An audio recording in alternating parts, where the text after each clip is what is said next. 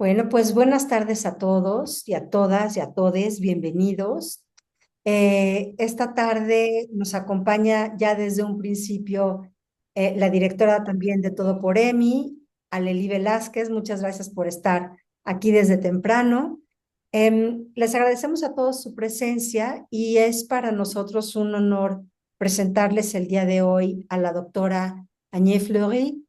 Ella es neuróloga graduada de la Universidad de París, Francia, y actualmente es investigadora. Bueno, ella realizó el doctorado en en biología, ciencias y salud, y actualmente es investigadora en la unidad periférica del Instituto de Investigaciones Biomédicas de la UNAM, que está ubicada en el Instituto Nacional de Neurología y Neurocirugía en la Ciudad de México. Ella es francesa, residente permanente en México desde hace 30 años. Realizó investigaciones sobre, o bueno, realiza, perdónenme, investigaciones sobre neurocisticercosis desde hace más de 20 años y es responsable de la clínica de neurocisticercosis en el instituto. Sus investigaciones son principalmente de tipo clínico y utiliza muestras biológicas humanas para acercarse a estos padecimientos. La doctora ha formado y sigue formando estudiantes tanto de pre como de posgrado. Pertenece al Sistema Nacional de Investigadores. En el 2003 obtuvo una mención honorífica del doctor Jesús Cumate, o el reconocimiento doctor Jesús Cumate Rodrigo, otorgada por la Comisión de Salud del Heroico Honorable Congreso de la Unión, y en 2025 fue ganadora del premio Manuel Velasco Suárez, otorgado por el Consejo de Salubridad General de la Secretaría de Salud de México. Actualmente es miembro de la Academia Nacional de Medicina y le agradecemos muchísimo que haya aceptado la invitación el día de hoy para platicarnos un poco de sus estudios sobre epilepsia. Bienvenida, Ñe, muchísimas gracias por estar aquí. Sí, no, muchas gracias a ustedes por la invitación. Espero, como decía Angélica, pues yo mi tema principal de investigación es la neurocisticercosis. Y la neurocisticercosis, pues, se da muchos síntomas, y en particular epilepsia, ¿no? Que es el principal síntoma. Así que, pues, me da mucho gusto platicarlos de este tema y lo que me gustaría es que si hay preguntas, ¿no? Que me pregunten, ¿no? Si hay cosas, si hay experiencia también que compartir, bueno, que sea un diálogo, pues, ¿no? Así que voy a compartir mi presentación. Venga. Perfecto. Ok, ya se ve, ok. Bueno, es el que vamos a hablar hoy de la epilepsia. Y puse como subtítulo cuando el cerebro se descontrola, porque efectivamente es como una tormenta, pues, ¿no? Una tormenta que pasa y hay durante algunos segundos, ¿sabes? O minutos va a haber un descontrol total, ¿no? La persona ya no puede controlar lo que le pasa. Y efectivamente yo soy investigadora del Instituto de Investigaciones Biomédicas y tengo la suerte de estar ubicada en el Instituto Nacional de Neurología, que permite pues hacer investigación con pacientes, lo que es a mí que me interesa antes que todo. Bueno, primero vamos a dar generalidad, ¿no? ¿Qué es la epilepsia? Es decir, que la epilepsia, como imagino que todos sabemos, es un trastorno neurológico crónico donde el cerebro produce señales eléctricas descontroladas, causando crisis recurrentes, ¿ok? Es un problema eléctrico, pues, ¿no? Donde hay señales completamente descontroladas. Un dato interesante es que la palabra epilepsia proviene del griego, de esta palabra en griego, que significa ser atrapado de repente, porque efectivamente, pues, ¿no? Aunque veremos, a veces hay síntomas prodrómicos, ¿no? Hay focalización que permite darse cuenta que uno tiene una crisis o que va a tener una crisis generalizada. Realmente es esta noción de ser atrapado y atrapado, ¿no? La noción atrapado y de repente es una cosa de repente, pues no hay mucho más que decir sobre esta palabra, está claro. Algunos datos de estadística, ¿no? Tenemos 50 millones de personas en el mundo que viven con epilepsia. Un dato muy importante es que 80% de los pacientes viven en países de bajo o mediano ingreso. Eso agrava la situación, ya que en muchos de los países afectados no hay los medios diagnósticos, no hay los tratamientos y no hay los especialistas, ¿no?, que pueden atender a los pacientes.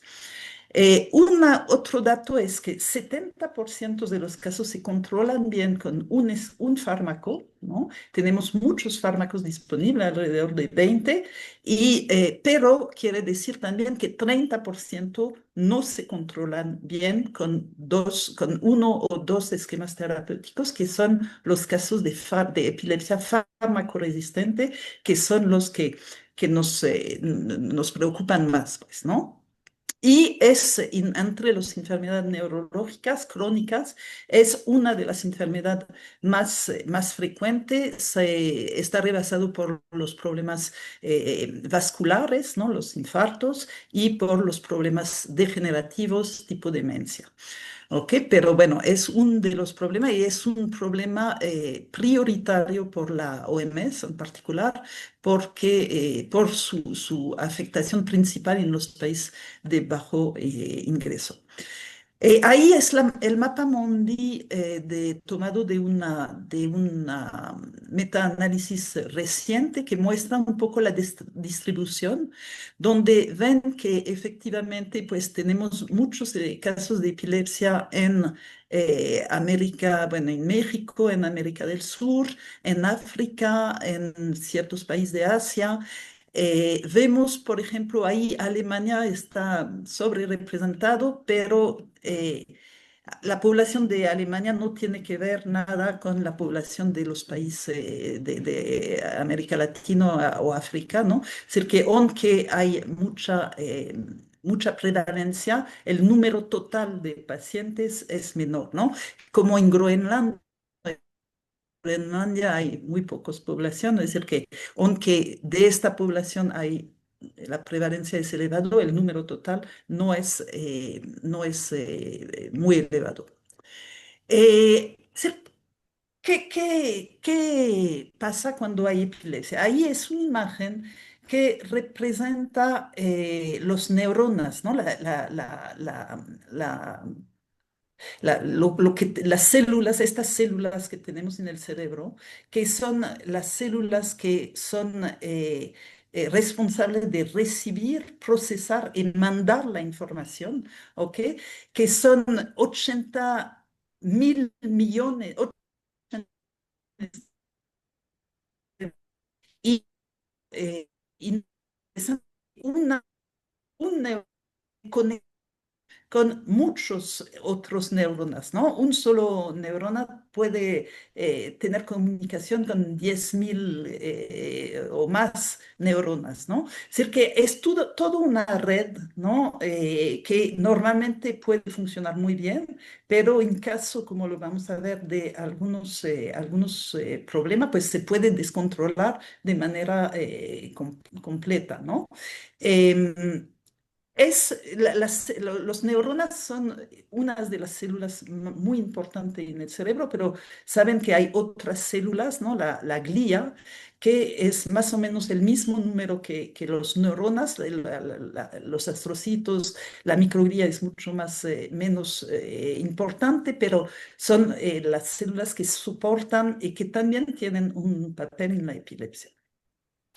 Es decir, que ¿qué pasa en la epilepsia? Ahí ven cómo funcionan normalmente ahí en los tres primeros a la izquierda son el funcionamiento normal, ¿no? Ven ahí el cuerpo celular, axona de las neuronas y ahí cuando hace sinapsis con otras neuronas, ¿no? Es decir, que la señal que viaja dentro de un neuronas para conectarse con otros es como una señal eléctrica, ¿no? Que se genera gracias a movimientos iónicos, el sodio y el potasio, que permite que la señal viaja, ¿no? Y cuando llega a nivel de la sinapsis, eh, permite que estas vesículas que contienen neurotransmisores salen, es decir, que la señal eléctrica se vuelve una señal química, ¿ok? Y estos neurotransmisores salen al espacio sináptico, el otro neurona tiene receptores para estos transmisores y se activa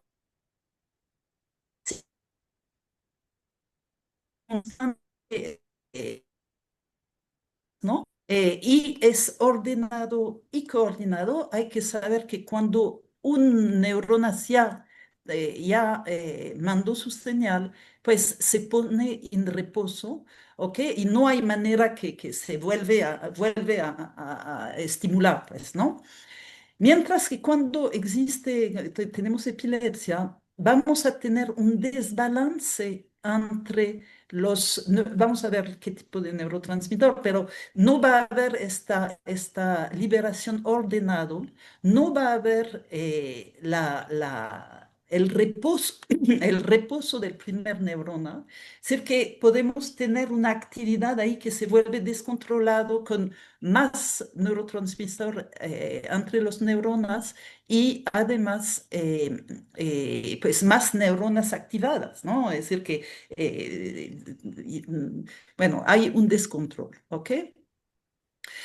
De los neurotransmisores, bueno, hay muchos neurotransmisores en el cerebro, pero en la epilepsia los dos principales, los dos importantes son el glutamato y el GABA.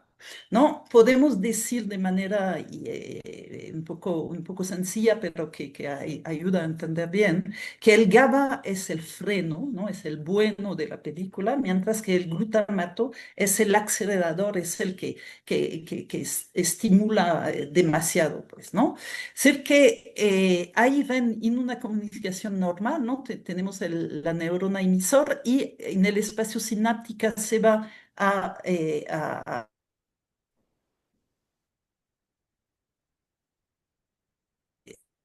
tanto el glutamato que el GABA, hay un equilibrio entre estos dos neurotransmisores que permite una función normal. ¿Ok?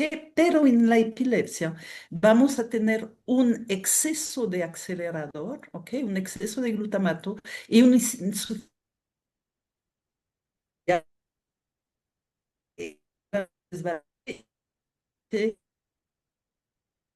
la hipercomunicación eléctrica y el descontrol, pues, de las células, la actividad cerebral. Bueno, ven que lo que vimos ahí es importante retomar porque después los tratamientos pues se basan en eso, ¿no? Que ven que hay un problema, los neurotransmisores son importantes, es decir, que muchos de los tratamientos que se utilizan actúan sobre los neurotransmisores, ¿no? Tratando de bloquear o de activar o de estos neurotransmisores. Y también aquí había iones, ¿no? Sodio, potasio, que permite que el viaje de la señal, ¿no? Y también hay tratamiento que actúan sobre esta parte de la actividad cerebral. Bueno, a nivel clínico, ¿cómo clasificamos las crisis? Hay muchos, bueno, las clasificaciones de las crisis han evolucionado con los años, ¿no?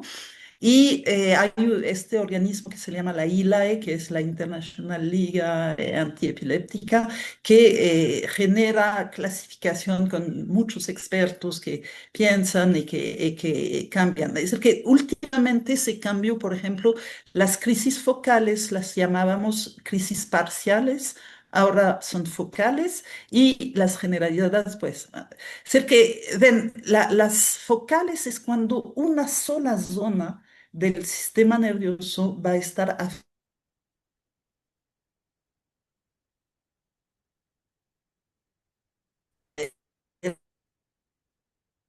generalizada a todo el cerebro, ¿ok? A veces también una crisis focal puede secundariamente ser generalizada, ¿no? Es frecuente que empieza por una focalización y después se generaliza el impulso. Hay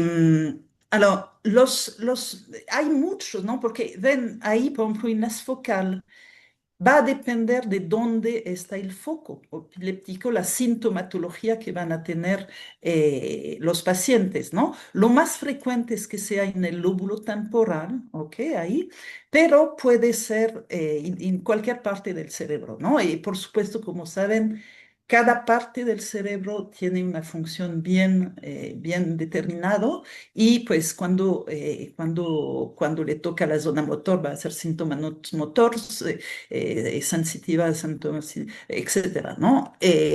Bueno, y no, ahí les puse dos tipos de crisis focal que son las más frecuentes quizá, aunque, bueno, sí, esta crisis focal con automatismo es muy frecuente porque es la que se origina cuando el foco es temporal, en el lóbulo temporal, y es la más frecuente, el lóbulo temporal es más, tiene una susceptibilidad a la epilepsia particular, ¿ok? Es decir, que estas crisis son muy... el paciente duran algunos segundos, ¿no? El paciente pierde el contacto con el entorno, porque en estas crisis a veces el paciente no pierde contacto, es decir, que se da cuenta, por ejemplo, en las crisis hay crisis que se le llaman el déjà vu, ¿no? Que está en una palabra francesa que quiere decir visto, ya visto, ¿no? Un fenómeno ya visto. Y el paciente solamente lo que va a tener es que le va a llegar de repente una sensación que ya ha vivido este momento, ¿no? Pero los otros, los familiares, los compañeros, no van a darse cuenta de nada. Va a ser una sensación que solamente se da cuenta, ¿ok? Pero es decir, que las focal, como pero las focal en particular se dividen en con alteración del contacto con el entorno o sin alteración de contacto con el entorno, ¿no? Y esta crisis, es decir, que el paciente va a perder contacto con el entorno y va a empezar a tomar un papelito y va a hacer cosas con el papelito, se va a morder las lenguas, va a hacer cosas de chupeteo, ¿no? O empieza a caminar como eso, regresa, ¿ok? Decir que son eso del lóbulo temporal y son muy frecuentes. También una que es relativamente frecuente es cuando ahí empieza cuando el foco es en la zona motora, que es a nivel frontal, puede empezar a tener movimiento tónico, ¿no? O clónico de un parte de su cuerpo, ¿no? También de algunos minutos de, de, de algunos segundos de duración, perdón. Y la persona puede estar consciente, ¿no? Puede no haber alteración del contacto con el entorno o sí puede haber alteración, ¿ok? Ah, no. En las crisis generalizadas, pues las más conocidas son las crisis de ausencias, que son crisis en los niños. Realmente es muy poco frecuente en los adultos y la persona también se queda con la mirada fija, está ausente, dura muy poco, dura menos por ejemplo, la focal con automatismo y a veces los niños se tardan a tener el diagnóstico, porque yo sé que, por ejemplo, una hija de una prima mía que vive en Inglaterra me llamó hace relativamente poco y tenía una hija que tenía ausencia, ¿no? Es la escuela que le avisó, ¿no? Y ella no se había dado cuenta, pues, ¿no? Y realmente, bueno, puede ser, el diagnóstico puede ser retrasado porque no es forzosamente no es aparatoso de nada, ¿no? ¿Ok? Pero son crisis generalizadas. Y finalmente acabo con la crisis tónico-clónica, ¿no? Que es la crisis que todos cuando hablamos de epilepsia nos representamos, ¿no? Es decir, que es una crisis que a veces cuando es focal, secundariamente generalizada, pues el paciente se da cuenta, ¿no? Porque empieza una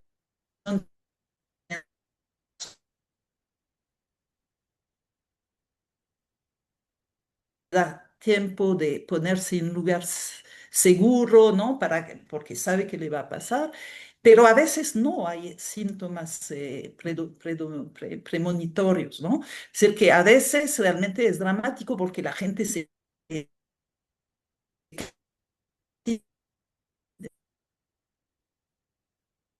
¿no? Es decir, que puede ser muy peligroso.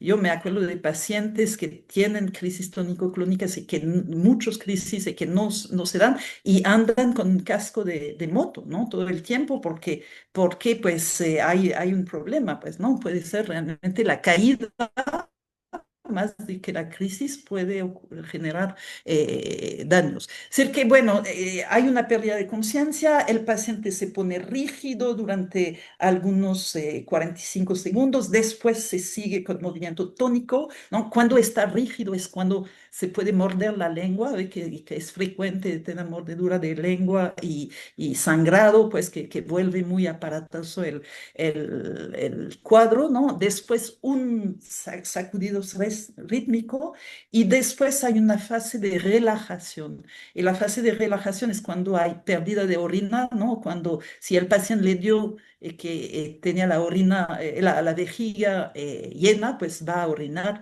¿no? Pero no, a veces los pacientes piensan que es un signo de gravedad, pues, de orinar durante la crisis. No, solamente si tienes la vejiga llena, pues sí vas a orinar. Si acabas de ir al baño, no vas a orinar, ¿ok? Pero esta fase de relajación sí ocurre siempre, ¿no? Luego, que es una característica muy importante para estar seguro que es una crisis de epiléptica, ¿no? Porque puede haber otras causas que no son epilépticas que te dan, como es una pérdida de conciencia, es una confusión postictal, es decir, que cuando el paciente retoma contacto, está perdido, no reconoce la gente, no reconoce el entorno, ¿no? Y le toma algunos minutos antes de generalmente están muy cansados y se van a dormir, ¿no? Después de la crisis, pero esta fase de confusión es muy importante para, por ejemplo, ver la diferencia con una cosa vagal, ¿no? Un problema vagal donde puede darte también movimiento que no es epiléptica y donde no hay confusión después de la crisis, ¿ok?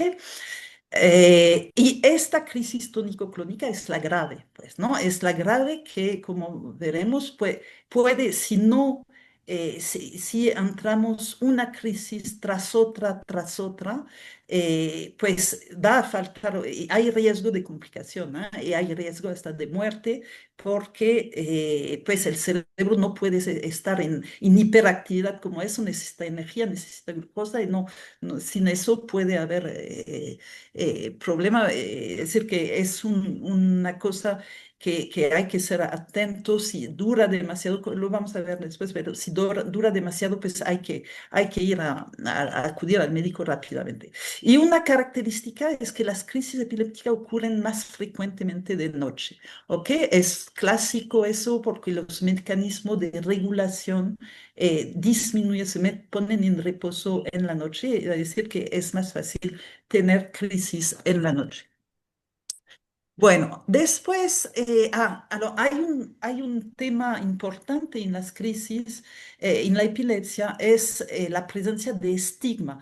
Es una enfermedad que además de su gravedad clínica, pues, ¿no?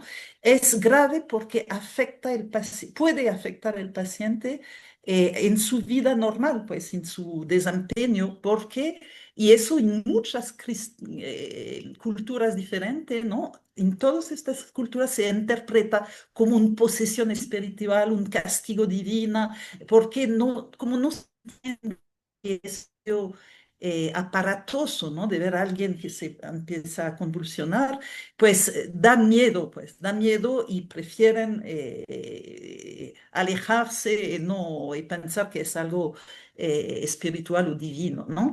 Y, por ejemplo, hubo encuesta, ¿no? Que en 75% de las personas con epilepsia aníaca no reciben atención médica adecuada porque van a ver primero curandero, líderes religiosos y no atienden con médicos, ¿no? Porque piensan que es algo que no es un problema médico, ¿no? Es una cosa ahí de espiritual, ¿no? Y también una encuesta en Ruanda que la mayoría de la gente piensan que no deben trabajar y que no deben ir a la escuela los niños, ¿no? Que es espantoso eso porque además del problema, pues van a retrasarse en su aprendizaje, etcétera, y realmente son cosas, son prácticas, conocimiento que hay que luchar contra ellos, ¿no? Por ejemplo, también en Sudáfrica, el estigma es tan importante que la, no quieren llamar como epilepsia, ¿no? Porque es tan vergonzosa que van a utilizar otra palabra, ¿ok? Para nombrarla. Y no es solamente en África, ¿no? Porque en México, en pueblos indígenas de América Latina, en Comunidad de México, se ha visto también este estigma, pues existe también por aquí, ¿ok? Es decir que, bueno, es una cosa que hay que conocer porque agrava y hace que la persona, los pacientes no reciben el tratamiento adecuado, ¿no? Porque no van a acudir con el médico y no se trata, ¿no? Lo que agrava todavía la situación. De epilepsia. La epilepsia puede ser una enfermedad en sí mismo o puede ser un síntoma de una enfermedad. Por ejemplo, la neurocisticercosis, ¿no? Que les hablaba. Bueno, la neurocisticercosis es eso, la enfermedad, tener parásitos en el cerebro y el parásito en el cerebro y la inflamación que se asocia con el parásito puede generar epilepsia, ¿no? Alterando el funcionamiento, afectando los neuronas, ¿no?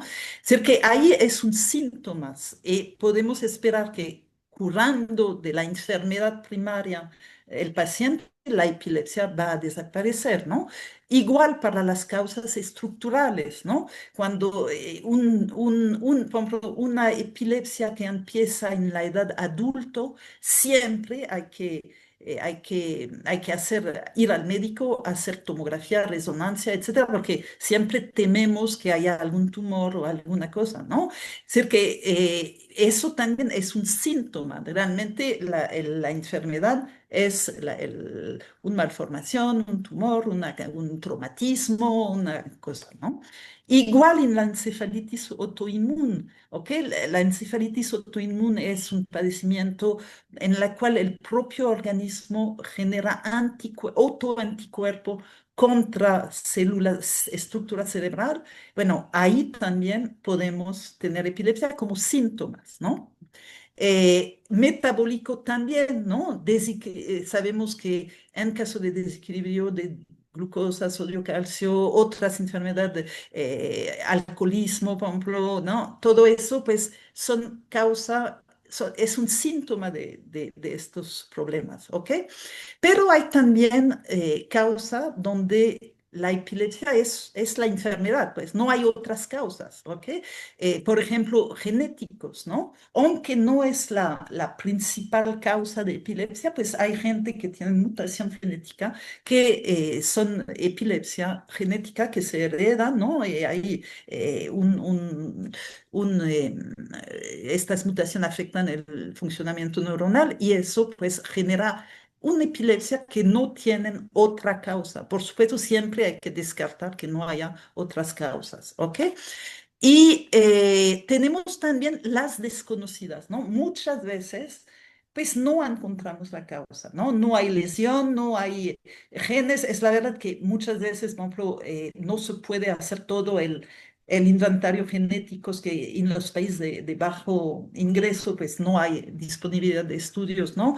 Pero con frecuencia no se puede conocer. Lo que sí hay que saber es cualquier epilepsia, ¿no? Que empieza hay que hacer una imagen cerebral, ¿ok? Porque hay que descartar laboratorios para descartar la causa, ¿no? Porque con frecuencia es síntomas de algo, ¿ok? Bueno, el diagnóstico, ¿cómo lo hacemos el diagnóstico? Pues la historia clínica, ¿ok? La historia clínica que el paciente y más los familiares o los amigos o la gente que han visto la crisis nos deben contar, ¿no? Y generalmente con la historia clínica ya podemos diagnosticar, saber si es una crisis epilépticos o no. Pero a veces no es fácil, a veces no es fácil, hay crisis que pueden ser eh, no clara, ¿no? Por ejemplo, una alucinación, si el paciente te dice, bueno, escucho voz, a veces pues nos decimos, no, es algo psiquiátrico, ¿no? No es evidente. Una crisis muy sutil que el paciente te dice, no, pues esto déjà vu o jamás vivido, pues son impresiones que pueden ser difíciles a diagnosticar, ¿no? Así que como otras herramientas tenemos el electroencefalograma. El electroencefalograma es un estudio en el cual se pone eh, como captor, pues captor sobre el cuero cabelludo zona que te permite tener registrar, como se ve en esta imagen, ¿no? Registrar la actividad eléctrica de las diferentes zonas, el lóbulo temporal, frontal, parietal, occipital, ¿no? De lado izquierdo y el lado derecho, y eso te permite ver las ondas. Ahí está bien estandarizado cómo se ve una actividad epiléptica mediante el electro.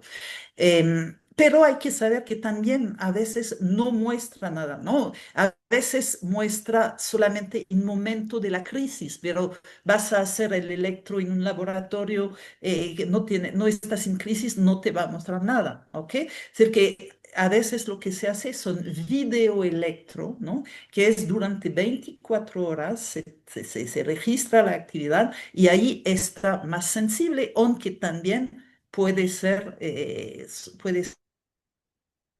falso negativo, ¿no? A veces se dice a los pacientes de no dormir o de llegar, ¿no? al electro con poco sueño para tratar de aumentar la sensibilidad del estudio, ¿no? Pero bueno, tiene su interés, ¿no? Aunque no es 100% sensible ni específica. Las neuroimagen, pues es lo que les decía, ¿no? Que son obligatoriamente, hay que hacer frente a una primera crisis. ¿Por qué? Porque necesitamos descartar alguna alteración ahí potencialmente de gravedad. Ahí esta imagen de la izquierda es una tomografía, esta es una resonancia, ahí le puse imagen ahí ven un cisti calcificado con una reacción inflamatoria alrededor y eso pues muestra inflamación y eso puede generar muy bien una epilepsia, ¿no? Y este es un cisticerco vesicular viable, que, bueno, pues es una bola que evidentemente va a aplastar las neuronas y a generar alteración en la actividad neuronal, ¿no? ¿Ok? Es decir, que es muy frecuente que gente llegan con una primera crisis a urgencia, le haces un estudio y encuentras la causa enseguida, ¿no? Y hay causa tratable, va a decir que hay que hacerlo, ¿no? Bueno, también, como habíamos visto, ¿no? Que a veces las crisis son causadas por desorden metabólico, pues análisis de sangre obligatoria, ¿no? Para ver en particular glucosa, electrolitos, infecciones. A veces hay que hacer la punción lumbar, ¿no? Que es la punción lumbar, es un estudio para sacar una punción ahí a nivel de la región lumbar para si estimamos que hay un riesgo de neuroinfección, ¿no? Y con el análisis del líquido, pues se puede. O quiere decir que esos son los medios diagnósticos que nos permiten avanzar en el diagnóstico. Los primeros auxilios, es importante de saber eso, hay que mantener la calma, hay que medir el tiempo, no si con frecuencia no se hace porque uno no se pone a mirar su reloj, ¿no? Cuando tiene tu familiar que tiene una... Pero bueno, es un parámetro importante porque cuando dura más de 5 minutos la convulsión, hablando de convulsión generalizada, ¿no? De la crisis tónico, más de 5 minutos puede haber sufrimiento cerebral, ¿no? Porque ya no hay glucosa, ya hay sufrimiento neuronal y hay que actuar, pues. Hay que alejar los objetos peligrosos porque la persona se puede pues, romper algo, ¿no? Poner, si se puede, algo suave debajo de la cabeza para evitar lesión de golpe, voltearle de lado para evitar aspiración, ¿no? Si hay vómito, que hay que quedar con el paciente, hablar con calma y lo que les decía, no si dura más de 5 buscar atención médica. ¿Qué no hay que hacer? Meter algo en la boca, porque a veces uno piensa, no, se va a morder la lengua, hay que meter, pero no, eso puede ser fuente de más daño, ¿no? Uno lo puede morder y realmente es súper fuerte, la fase tónica.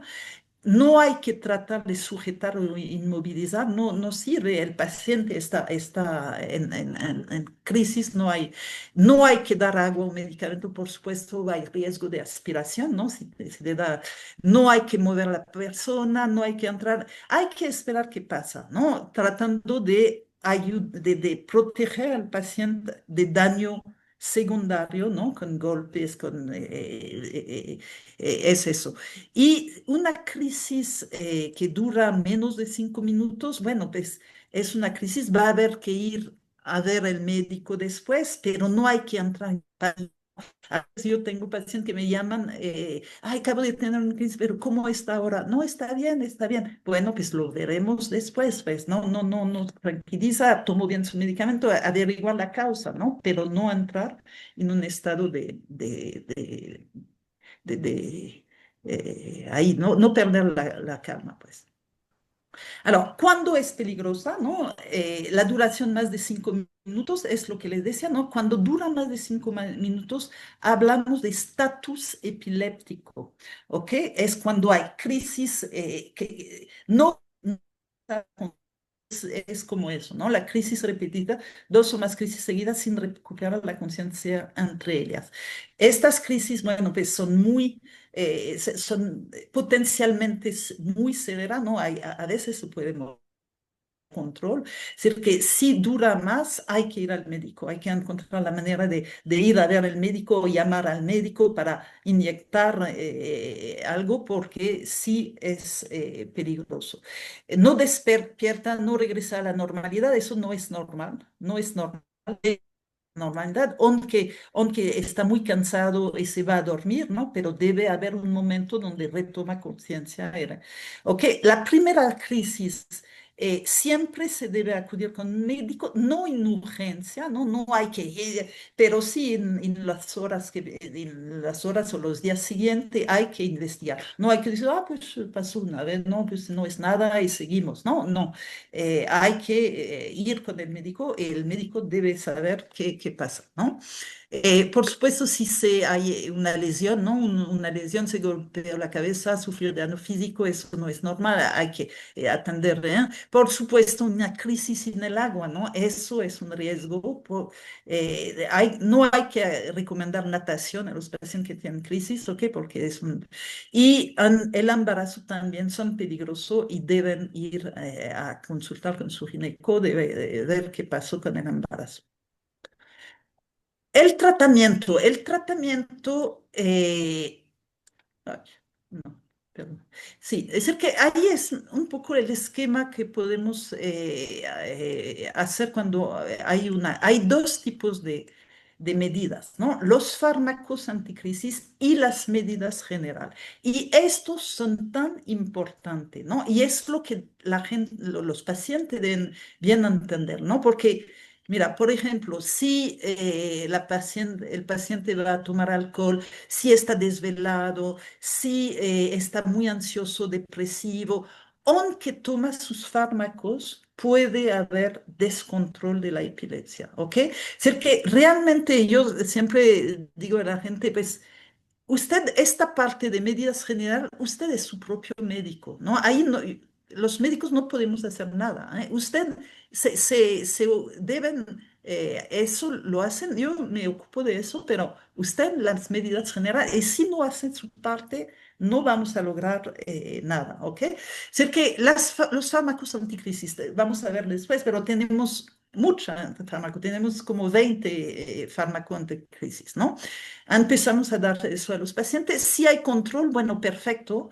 Hay que seguir al menos 3 años con el mismo esquema terapéutico desde la última crisis, ¿no? No es cuestión que pues, se controle en un mes, lo dejo. No, no, no. Debe ser un tratamiento prolongado que permite reducir la causa de la epilepsia, ¿no? Si hay resistencia, la definición de la resistencia, que son 30% de los pacientes, es que no tengan respuesta a dos esquemas terapéuticos bien dado y bien hecho.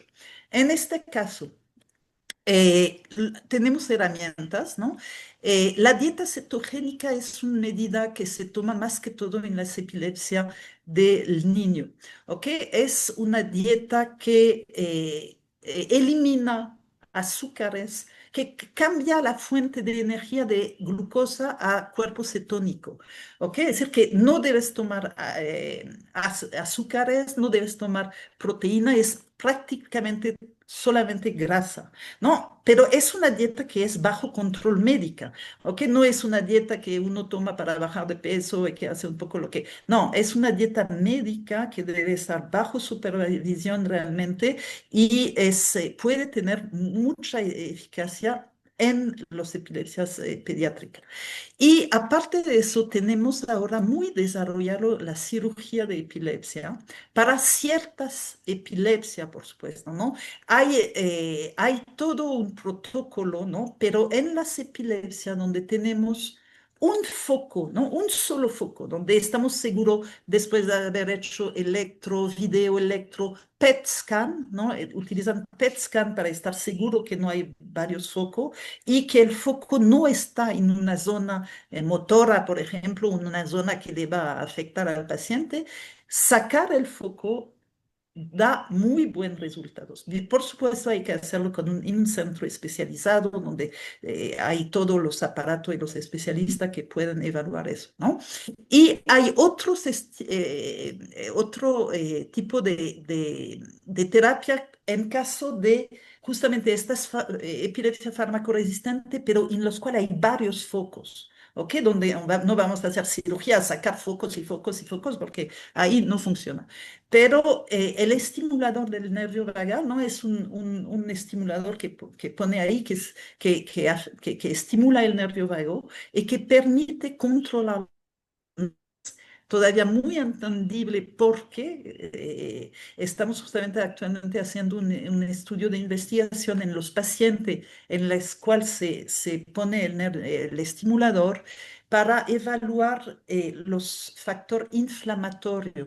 ¿Ok? Estamos, todos los pacientes en los cuales vamos a instalar el estimulador, les tomamos sangre antes, después, a 3, 6 meses y un año para tratar de correlacionar la efectividad del tratamiento con parámetros inmunoinflamatorios periféricos, ¿no? Para ver si podríamos entender por qué funciona y poder saber cuáles son los pacientes en los cuales funcionaría o no, ¿ok?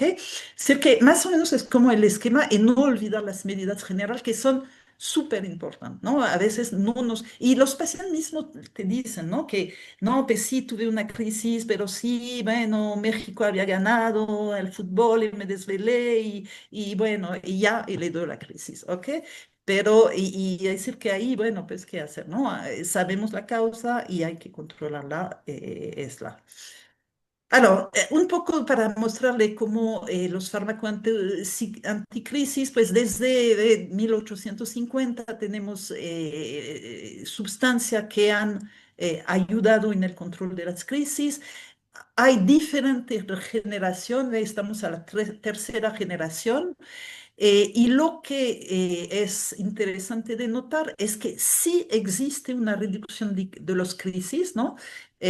Yo siempre empiezo con los viejitos, ¿no? Porque los viejitos son los más baratos, ¿no? Por la población epilépticos de bajo recurso, pues sí cuenta, ¿no? Porque es un tratamiento crónico, ¿no? Es decir, que está bien de darle un tratamiento muy caro, el paciente no lo va a poder tomar y va a estar obligado de mentirnos, de decir, sí, sí, tomé, pero no lo tomo bien o redujo la dosis, ¿no?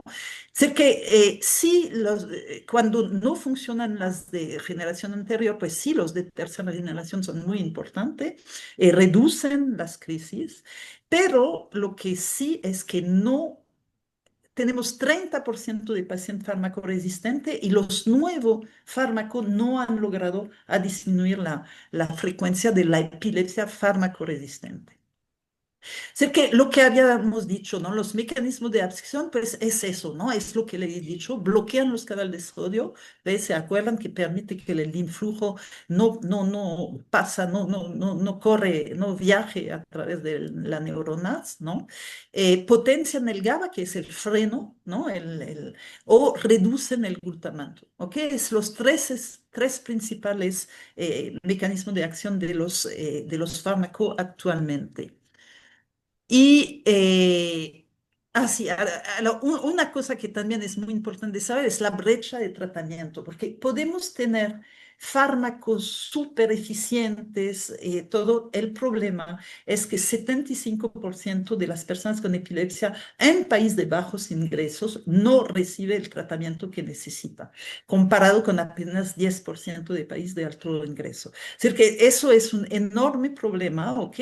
Y existe porque no hay fármaco, no hay disponibilidad, el precio es inalcanzable a veces o hay escasez de especialistas, ¿ok? Yo me acuerdo de haber visto colegas de un país africano.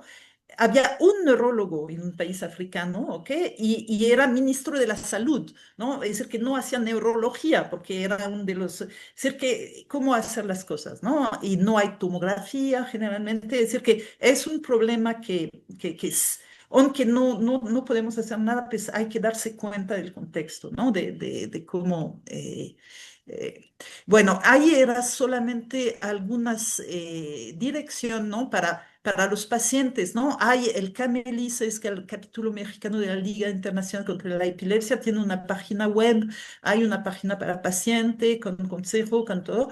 Hay las clínicas de epilepsias en todos bueno, en muchos de los hospitales clínicas donde hay muy buena atención y también hay muchos grupos de autoayuda para paciente y familiar que se aconseja a todos los familiares y a los pacientes de ir a estos tipos de grupos que ayudan, pues, ¿no?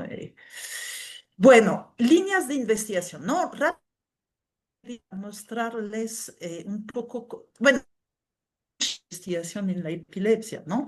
Pero lo que se cree, ¿no? Que la mayoría de las epilepsias, como tenemos un cerebro sin epilepsia, ¿no? Vamos a tener un daño cerebral inicial que puede ser, por ejemplo, una hipoxia al nacer, ¿no? Ve que es también una de las razones por qué hay muchos epilépticos en los países de bajo ingreso, porque los partos domiciliarios, puede haber problema, ¿no? Y la hipoxia, pues una hipoxia que pasa desaparecido, no deja daño, no deja alteración de retraso ni nada, pero eh, hubo un golpe, ¿no? Una caída, una infección, que uno se recupera, pues, ¿no? Se recupera, no hay problema. Hay un periodo de latencia donde hay cambios molecular, funcional y estructural durante este periodo latente y después empiezan las convulsiones espontáneas, ¿no? Que es el periodo clínico. Todo este periodo se llama la epileptogénesis, ¿no? Y es un periodo que es muy estudiado por muchos investigadores porque evidentemente si logramos entender lo que pasa en este momento, pues quizá podemos cambiar la evolución de la epilepsia, ¿no? La ocurrencia y la evolución. Después, una vez que tenemos epilepsia, como lo hemos dicho, tenemos 70% que son fármacos sensibles, perfecto, pero tenemos los 30% de fármaco resistente, que también hay muchas investigaciones para tratar de entender por qué hay esta farmacoresistencia y qué podemos hacer para disminuir su prevalencia, ¿no? Es decir, que hay muchas investigaciones, en particular investigación en modelos animales, ¿ok? Hay muchos modelos animales, yo no utilizo estos modelos, pero hay diferentes técnicas que permiten o generar una epilepsia generalizada o una epilepsia focal, ¿no? Por ejemplo, el kindling es una estrategia donde hacen pequeños toque eléctrico, pues, ¿no? Impulso eléctrico y poco a poco el animal se va a volver más sensible y va a acabar desarrollando epilepsia, ¿ok? Hay muchos modelos que alteran la sinapsis, ¿ok? Que potencializan el glutamato o inhibe el GABA y que genera como esos modelos de epilepsia que son muy utilizados. Hay también técnicas genéticas, ¿no? De cambio, hacen técnicas genéticas para volver los animales susceptibles a la epilepsia. Hay modelo optogenético, es modelo donde se insertan proteínas, genes que son fotosensibles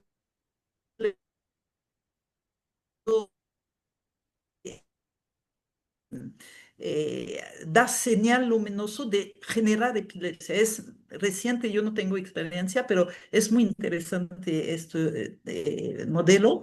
Y también tenemos estos del estudio sobre las slices de cerebro, ¿no? De pedazos, rebanadas pues, de cerebros que son mantenidos vivas en un medio de cultivo tipo líquido cefalorraquídeo, en las cuales se puede poner electroda, se puede estimular y se puede estudiar a nivel de un neuronas todo el proceso que está implicado en la generación de una crisis. ¿Ok? Porque va a decir que todos estos modelos nos permiten, bueno, pues estudiar los diferentes factores que participan en la epilepsia, ¿no? Hemos visto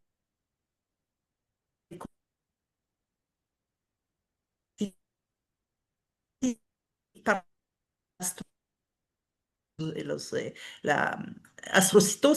los astrocitos en la sinapsis, es decir, que se estudia los neurotransmisores, la los astrocitos, hay alteración en la disponibilidad de energía también, hay alteración mitocondrial que también se estudian y se trata de entender mejor para poder actuar mejor, hay alteración en las células de soporte, los astrocitos, como les decía, hay reorganización defectuosa, lo que se ha mostrado es que por ejemplo, en el Kidling, ¿no? Cuando haces los toques eléctricos, ¿no?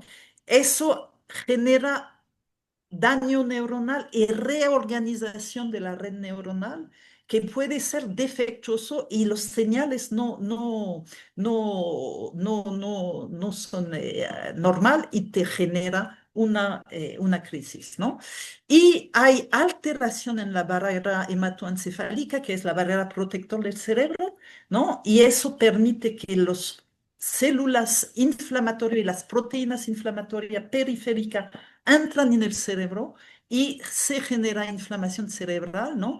Que se genera por sí, por la crisis, pero puede agravar la inflamación cerebral y volverse un fenómeno muy importante en la...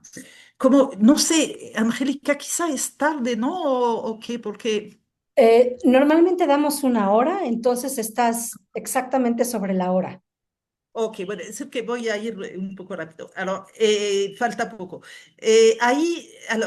Les hablé de los modelos animales, ¿no? Que nos permite entender mejor Pero hay también, por ejemplo, este estudio que empezó en 2019, que es con pacientes, son pacientes que tuvieron un traumatismo cerebral y sabemos que de estos pacientes, una parte van a desarrollar epilepsia después y otros no. ¿Ok? Es decir, que es un estudio de 13 hospital, 300 pacientes que están seguidos.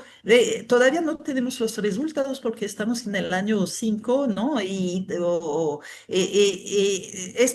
Pacientes les hacen estudios neurocognitivos, les hacen estudios clínicos, estudios eh,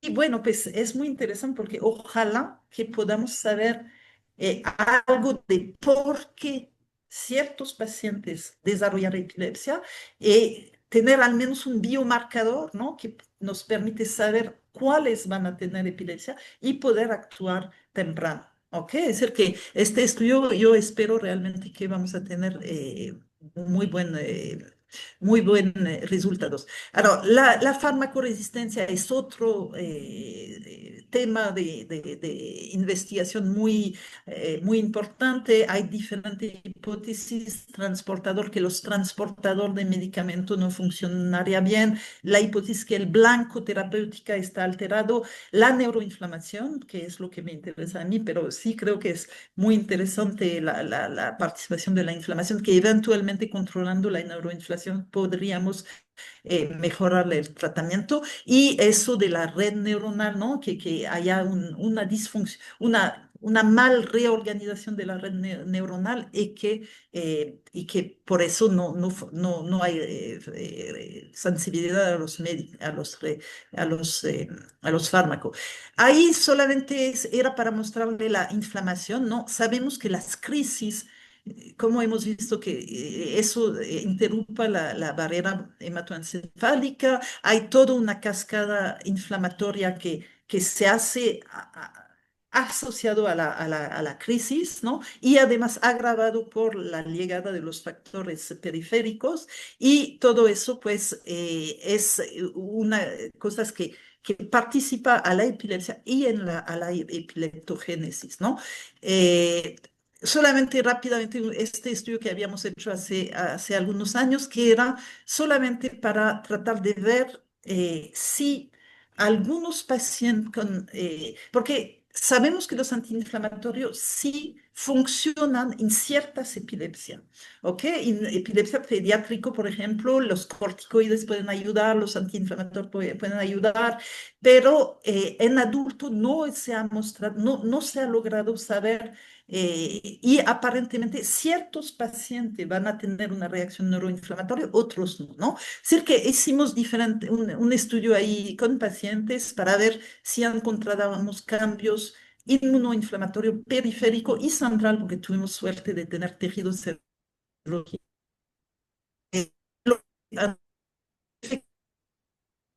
En los factores, los epilépticos no tienen las células reguladoras B y T y tienen más citocinas proinflamatorio y bueno, había células periféricas en el cerebro, ¿ve? Y lo que más me interesa a mí es que encontramos haciendo estudios de clúster, ¿no? Vimos que sobre el cerebro, ¿no? Vimos que hay con neuroinflamación y un grupo de pacientes sin neuroinflamación. Es decir, que eso nos deja pensar que eventualmente el control de la neuroinflamación podría sí servir a un grupo de pacientes, ¿no? Es decir, que necesitamos ahora tener biomarcadores que nos permiten saber cuáles son estos pacientes. Y bueno, pues hay muchas cosas que hacer, pero realmente vale la pena. Y bueno, pues le agradezco mucho y ya se acabó. Y si tienen pregunta, pues con gusto. Muchísimas gracias, Añez. Muchísimas gracias por esta plática tan interesante, tan completa. Abrimos las preguntas. Tenemos una primera pregunta aquí en el chat y dice, muchas gracias, doctora, muy completa e interesante su ponencia. Mi hijo es farmacoresistente. Toma 5 antiepilépticos diarios y su epilepsia es por una secuela de encefalitis con doble lesión mesial, esclerosis medial. ¿Usted qué opina en base a sus estudios del estimulador del nervio vago no invasivo externo? Y para usted, ¿quién es uno de los mejores neurocirujanos expertos en epilepsia? Mira, no, no, es muy complicado dar diagnóstico como eso, ¿no? Pero seguramente en lo que entiendo, su hijo tiene epilepsia farmacoresistente, tiene múltiple foco, es decir, que no puede tener, no es candidato a una cirugía, es justamente los casos en los cuales los nervios, los estimuladores de nervio vagal puede tener un efecto, ¿no? Tienen, sí, un efecto muy positivo. Es decir, que yo le aconsejo, no le puedo dar nombres, ¿no? De doctor, hay muchos, en México hay muchos, pero la instalación del estimulador del nervio vago realmente es una cirugía, no es como una cirugía de la epilepsia, ¿no? Una cirugía de la epilepsia, bueno, se necesita, es realmente una cirugía un estimulador vagal es menos invasivo, ¿no? Pero de todas maneras se necesita ver un cirujano, pero acérquense a instituciones, hay muy buenos cirujanos en México. Perfecto, muchas gracias. Doctora, un gusto escucharla. Por favor, si pudiera compartir sus datos. Y mi pregunta es, ¿usted qué opina del uso de perros de apoyo para alertar sobre una crisis epiléptica? ¿Funciona o en qué casos se recomienda? Mira, no les voy a mentir, no tengo mucha experiencia, ¿no? Sobre los perros de apoyo, pero seguro sí he visto tanto en la fase de relajamiento, lo que les decía, ¿no? Las medidas de tranquilización, ¿no? De sentirse bien. He visto que muchos pacientes les sirve para eso, ¿no? Se sienten acompañado, están menos ansiosos, y eso es lo que ayuda a los pacientes, ¿no? Yo creo que es una medida que sí puede ayudar bastante. Eso va a depender de los pacientes, ¿no? No tengo suficiente experiencia para poder ser formal, ¿no? Pero sé que sí algunos pacientes les ayudo más bien a nivel de la tranquilidad que les da, ¿no? Perfecto, muchas gracias. Tienes aquí varias felicitaciones. Luego, Lucero Hernández tiene una pregunta. Adelante, Lucero. Hola, muy buenas noches. Bueno, me surgió la duda. Comentaba al inicio que algunas de las causas, digamos, que son primarias de la epilepsia pudieran ser metabólicas, ¿no? Y pues también como algún tratamiento pudiera ser precisamente la actividad física y demás. No sé si ya se ha encontrado que exista alguna relación precisamente con las enfermedades metabólicas y la neuroinflamación. Y también otra pregunta aparte sería, si no es per se la causa metabólica, pero viene la epilepsia como de una causa desconocida, el tener una enfermedad metabólica hace que, digamos, la enfermedad se manifieste más frecuentemente. ¿Me pides la relación entre enfermedad metabólica, neuroinflamación y epilepsia? Ajá, así es. Ok, bueno, sabemos, por ejemplo, hablando de la obesidad, ¿no? Sabemos que la obesidad es un estado que se asocia con una inflamación periférica que puede afectar también la neuroinflamación, ¿no? ¿Ok? Pero un vínculo directo entre obesidad y epilepsia no hay, ¿no? No, la neuroinflamación es más bien una causa de las crisis y se establece un círculo vicioso. Es porque la crisis genera inflamación, neuroinflamación, y la neuroinflamación genera más crisis, es decir, que es una cosa que vamos por abajo, ¿ok?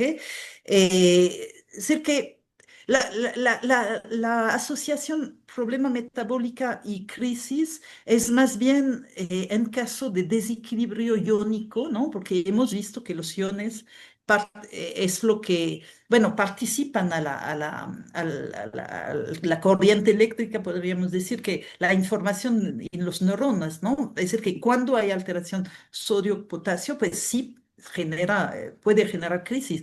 El hecho de una hipoglicemia, ¿no? Donde hay un estrés, de una hiperglicemia, donde hay un desequilibrio iónico, pues desequilibrio metabólico que se traduce con desequilibrio iónico, también puede dar una epilepsia, ¿no? Una crisis, ¿no?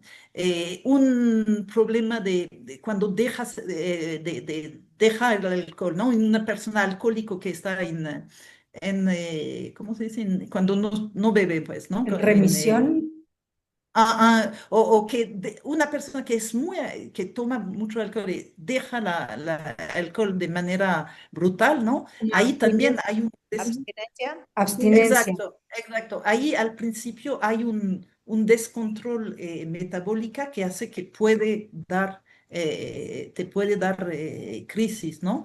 Es decir, que no sé si respondí a tu pregunta, Sí, pero sí, ok, sí, claro, perfecto. en este sentido también me queda como un poco la duda de las personas que tengan alguna alteración renal, que generalmente pueden tener alguna pues desbalance electrolítico.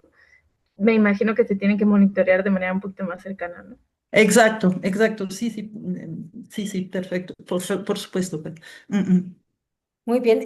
Hay varias personas que nos están preguntando si después pueden compartir los datos de la doctora Fleury para comunicarse con ella.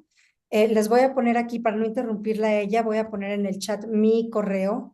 Me pueden escribir y yo les doy el correo de ella para que ella pueda seguir contestando preguntas. Nos pregunta Rosario Guadalupe Hernández. Mi hijo toma 400 de Copinar y 3000 de levetiracetam. Tiene 29 años y últimamente tiene ataques de ansiedad. Esto tiene que ver con los medicamentos. ¿Qué nos recomienda hacer? Mira, no, igual no se puede dar, pero lo que sí es lo que dijimos, ¿no? Es que la ansiedad, y es uno de los problemas más grande, ¿no? Porque sí con frecuencia, pues como todos nosotros tenemos ansiedad, etcétera, ¿no? Pero en los pacientes con epilepsia, el problema de la ansiedad es que te puede descontrolar la epilepsia, ¿no? Y efectivamente los fármacos antiepilépticos, como todos actúan sobre los neuronas, ¿no? Actúan sobre el cerebro, tienen efectos secundarios a veces, ¿no? Es decir, pero eso, mira, su médico que conoce bien su hijo, él debe ser podemos saber si, él debe poder saber si es efecto secundario de un fármaco o si es un factor externo, ¿no? Que está descontrolando su epilepsia. ¿Ok? Puede ser las dos cosas. Efectivamente, hay a veces la ansiedad, la, la ansiedad puede ser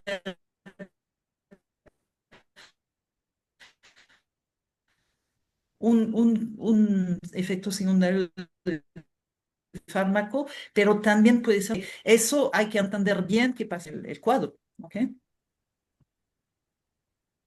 Ok, ¿Qué nos pasó? ¿Me preguntan, escuchan? Sí, sí, perdón. te perdimos un momento, pero se Ok, escucha ok. bien. Sí. Uh-uh. Ok, tienes acá una siguiente pregunta que nos pregunta la misma Rosario Guadalupe, que si a su hijo le hace mal tomar cerveza cero, porque ella siempre le dice que sí le hace daño. Entonces, tu No, recomendación, no. Ok. no hay que estar tan estricto, ¿no?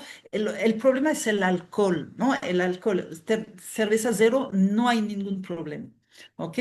Y a veces hasta yo en ciertos pacientes que ve que son gente muy controlado, muy razonable, no es alguien que va a tomar una cerveza y va a seguir, y va a seguir, y va a seguir. No, no, sabes que a veces una cerveza, un pequeño, en un festejo, ¿no? Porque el problema es que si no tienen derecho de nada, se van a enojar, se van a deprimir, y eso puede ser también factor que descontrola, ¿no? Es decir, que siempre hay que tener un poco de psicología, ¿no? Cuando uno trata de ver y darse cuenta, el objetivo es que el paciente sea tranquilo, que sea contento, que sea, ¿ok? Es decir, que sí tomar un vasito para el 31 de diciembre y poder brindar con la familia y los amigos, y si le da felicidad y tranquilidad, va a ser menos problemático que estar ahí todo enojado y diciendo qué pasa, ¿no? No, es decir, que hay que ver un poco estos factores, ¿no? Hay que tratar de evaluar bien. Perfecto, muy bien. Yo tengo, como no veo ahorita preguntas, entonces aprovecho yo para hacerte preguntas, dos preguntas, Añez. Por un lado, Ujú. tengo la impresión de que hay algunos tipos de epilepsia que se manifiestan durante la adolescencia o que debutan en la adolescencia. Y lo que yo había escuchado en su momento es que esto tenía que ver con los cambios hormonales. ¿Qué nos puedes decir de ese tipo de epilepsias que debutan en la adolescencia y si son en realidad los cambios hormonales los que la disparan? Pues, mira, sí, efectivamente, las causas de epilepsia pediátrica y epilepsia de adulta son completamente diferentes, ¿no? Hay muchos síndromes en la infancia que son con frecuencia más bien genético, con una parte genético fuerte, ¿no? Y que no vemos nosotros con pacientes adultos, ¿no? Porque son cuadros bien de pediatría, ¿no? Y en los adultos, pues hay que pensar bueno, todo lo que hemos visto, ¿no?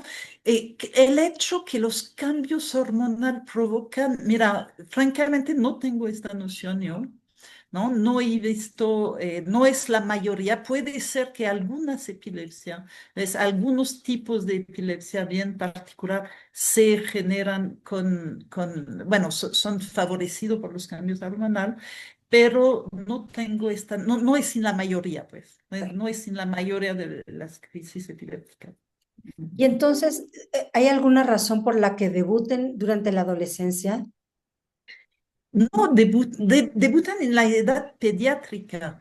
Los síndromes de Lennox-Gastaut, de Dravet, que son síndrome de la infancia, no es forzosamente, no hay un pico, más bien es infancia y adultez, ¿no? Tienes un pico, no sé, justamente más bien diría antes de la adolescencia y un otro pico en 30, 50 de adulto, pues, ¿no? Ya.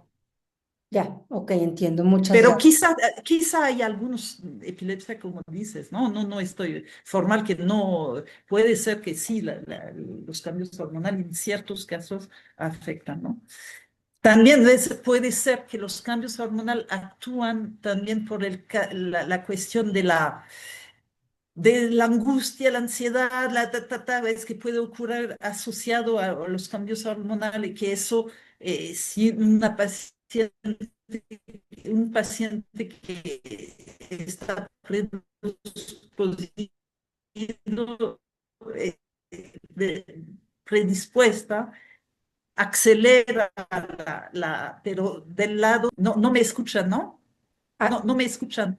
sí, Sí, no, sí, ok. sí, Sí, me escucha. Ah, ok, porque veo que mi conexión de internet es inestable, me dice mi pantalla ahí. pero Bueno, te escuchamos eh, todavía. ok. Ser que te digo, quizá hay también esta parte de la inestabilidad emocional que puede haber en la adolescencia, ¿no? Que permite que una paciente que tiene algún foco ahí medio controlado, pues se descontrole, justamente, ¿no? Ok, perfecto. Pues bueno, si no hay más preguntas, les agradecemos a todos que hayan estado hoy, el día de hoy con nosotros.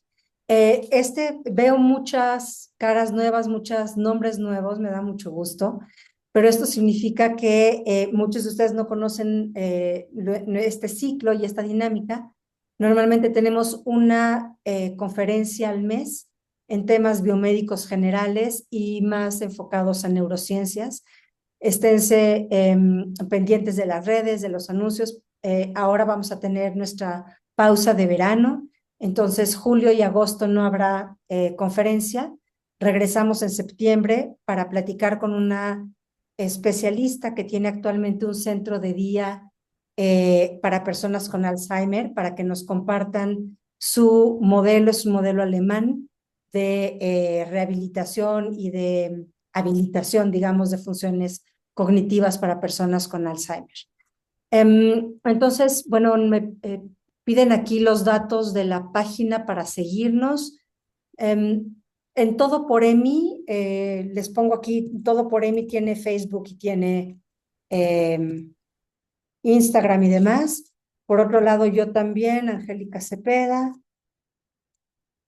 Y nuestras pláticas se quedan grabadas tanto en el YouTube de Todo por EMI, todos se los estoy mandando acá, YouTube de Todo por EMI, como en el YouTube de Biomédicas, del Instituto de Investigaciones Biomédicas.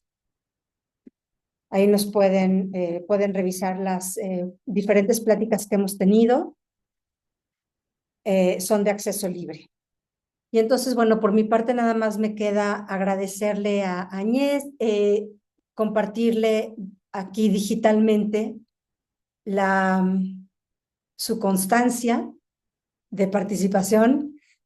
No tuvimos 30 personas, tuvimos 70 personas, lo cual me da muchísimo gusto. Entonces, Añez, te la haré llegar corregida después, pero pues por lo pronto te agradecemos muchísimo, Aleli y yo, que hayas estado aquí y esperamos en algún momento volver a contar con tu presencia. Ok. No, muchas gracias a ustedes y yo desgraciadamente no conocía su fundación Todo por mí y les felicito porque uno que conoce el medio de la neurología, pues es evidente que es una gran carencia que existe en México y realmente les felicito porque es hiper necesario y muy bien, pues. Ahí está, bueno. Ale, claro, adelante. Súper Hasta agradecida con luego, la hasta doctora, luego. súper agradecida con la doctora. Gracias, gran información, súper completa. Muchísimas gracias, gracias, doctora Angélica, siempre poniendo grandes maestros. Gracias, chicos, Muchas por estar gracias. aquí interesados en las pláticas. Bonita Gracias. noche. Y a quien se le Bye. hayan quedado preguntas, les envié el correo electrónico de la doctora Florin. También está mi contacto por si en algún momento quieren enlazar con ella. Con mucho gusto les ayudamos. Buenas noches a todos y nos vemos en septiembre. Buenas noches, gracias. Buenas noches.